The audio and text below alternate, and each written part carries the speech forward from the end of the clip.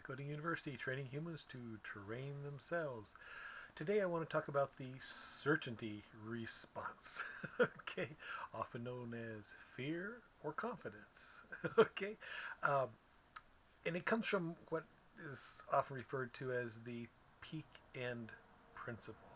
In other words, humans experience life and remember it with what's referred to as the peak end. That is, they might experience a whole evening, moment by moment by moment, and then at the end of the day, they're asked, "Well, how was your day?"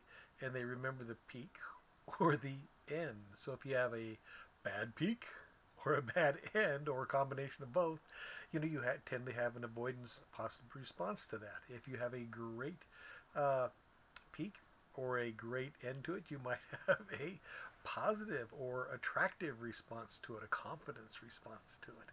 So we're going to talk about those two things in a little bit. But again,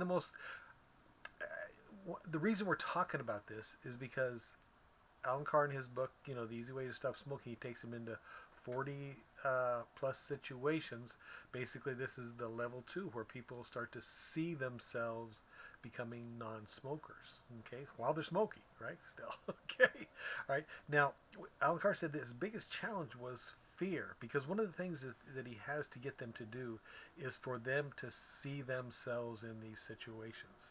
And if they can't see themselves in these situations, it's not going to work. It's not level 2 training yet. It's only when you finally personally, shall we say, see yourself and are connected to doing these things that you are in level 2 training. So that's where he wanted to get. So his biggest challenge was fear. People, the smokers were afraid they would never be able to stop smoking because they had a peak and an end result that said, I've tried to stop and it just doesn't happen. Okay, or whatever, and the media says that 90% of the people don't, or whatever. I don't know how many it is, but the key is it was very, very hard for a person to stop smoking. They're addicted, right? It's impossible. Okay, so there they are. So how does he address this?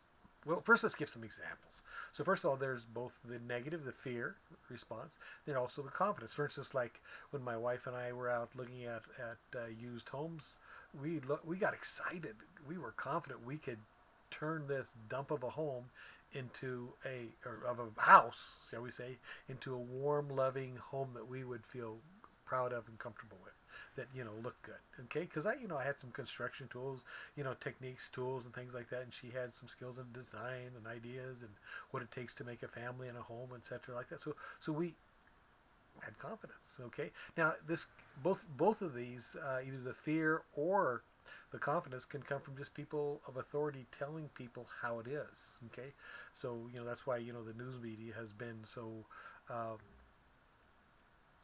and even the position of the president been so gotten on, because they influence so highly on how people see and believe things. But just say a parent, as for a child or something like that, telling somebody, oh, that those are bad people. Those are you want to look down on those, and these are the way you want to think about these people. And they tell them how to think about them, how to do this level 2, and on and on and on. Or they tell them how easy it is, or how great confident. One of the things the example that we used early is the little girls playing with their baby dolls, right? They sit there and they put their baby to sleep. One day, and oh, my baby had a rash, so I had to did this right to sleep. Oh, my baby had to be burped, so I did this right to sleep. And oh, my baby was whatever, and right to sleep, because in their mind it always happens. They're confident. I always put my baby right to sleep. Boom, there he is, asleep. Okay, and the confidence there. And then we also talked about Michael Phelps, the Olympic gold medal swimmer. Who basically was instructed to go. He might have a challenge at the pool on how to turn, or would he lose goggles, or whatever his challenge was, and he was to go home and assume that he was going to, solve the problem, and sort of let this video run on, or ruminate, as we talked about. And that's one of our skills we're going to talk about here. Is you start ruminating on how to fix it. Okay, and he's ruminating first. You first just assume it's gonna be, because you've got this skill to figure out things, and you're going to solve your problem. Okay, so and he did time after time, and he smoothed this swimming down, made it faster, did this. Any challenge that came up, he found a solution too. So you know you can this certainty response is either positive with confidence, okay, right, or even with with Michael Phelps, it's sort of like I don't know the answer, but I'm going to find it out. Confidence, maybe I guess you could say, or figure it out. Okay, it's the same response. It's a certainty response. It's from the sense of peek in. I've done this before, peek, and I solved it, or done this before and it was horrible. Whichever it is. So your fear response, your avoidance response, or your confidence and attraction responses. So with our growth and stuff like that, we want to make sure we have, for growing ourselves, a confidence response where we know we're going to be able to figure out how to grow ourselves to the next level, to the next level, and to the next level. So again, that just to repeat here a little bit to see, make sure I've got it here. So this certainty response is something that can be trained. Now, the way Alan Carr went about doing, because smokers had fears, remember? So how does he break them out of fear and bring them to confidence so that they can do this? Okay.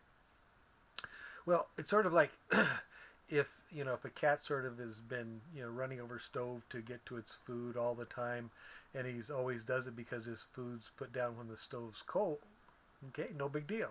But one day if somebody puts a hot pot of tea on it and he runs over the stove and he burns himself, he's not running over that stove anymore. Okay, he's got the avoidance response. So that's that sort of is how avoidance response happened. Now, all the way up to that point, everything was good, but now, never again. Okay, a lot of times people with school say they never again. Okay, had a horrible response. Not going to grow myself again. Not going to learn anything. I'm not going to read a book ever again in my life. Okay, because it was just horrible. We want to make sure growth and development has a good response. So Alan Carr, the way he took his smokers, he took him, and he sort of like a friend took him way away from the situation and talked to him and said, "Okay, I know you're really afraid of this. Because you got to admit, you're afraid, right? What is that? The 12 steps. You're afraid. So what? Okay, all right. Yeah, but you also know these facts here. Let's talk about these facts. It's just your fear has been blown way out of proportion. That picture in their level 2 programming is way out of proportion. What are these other things we know? Okay, and he started talking about how the bad things of smoking, and how you can do this, and how people do that, and how thinking is better if you don't smoke, you sleep better, etc., etc. And he goes through it, and he knows, he says, and as smokers they know this, but they aren't far enough away from the fear so that they can be talked about with it with a friend. So you have to learn how to take yourself away from where you're afraid of and start to do a little research, dig about how things work, and figure out how to get things to grow for you. So with our, the idea that you've never been able to Vicode or whatever, you got to take yourself away from and just, start talking to yourself about, well, you got to do this, this, and this. Okay. So we're going to get to that response with it. So with the people that when they were afraid of spiders, again, remember we talked a little bit about that a long time ago in one of those videos, is they don't just all of a sudden bring them in a room with spiders. No. They first just get them to come into a room with spiders way across the room. Okay, but they always do what? They tell them what to do. So you take them step by step, give them some information, tell them what to do. If a person, for instance, like was learning to cook and got burned, they're afraid of the stove. Okay, so you take them away. So, okay, well, all you do is do this, and you talk through this, and you teach them how to deal with the hot stove, with the spark, the grease or whatever that's bothering them. So, remember, what we're trying to develop in ourselves is this confidence that we can figure out what to do. Because remember, Michael Phelps, no idea. I don't know. Well, see, that's just a great place to start. You're going to figure it out. You're going to think about it. You're going to do research. You're going to find out information about it, but you take yourself away from it, calm yourself down, and say, well, what do I know about this? And we'll figure this out. So our goal is to bring you to, in your growth and development, a confidence response, a certainty. I'm gonna figure this out. I'm gonna become this person. Just like, we talked about the moms. They have babies and they're gonna figure this out. Right? There's no way around it. Right? They got a real, this baby's important. I'm going to figure this out. So it's not just, a force, like that. It's also the will and, there's, I'm going to do it. And you learn it just like I'm going to, figure out how to remodel this house. They got a few information, are you a little more, then a little more, a little more. And Michael Phelps, as he's figuring it out, I'm going to get a little more, until they do. They finally figure it out. And now they start to develop more confidence in themselves to figure this out and this out. And you go from level to level to level. All right. Vibe Coding University, training humans to train themselves.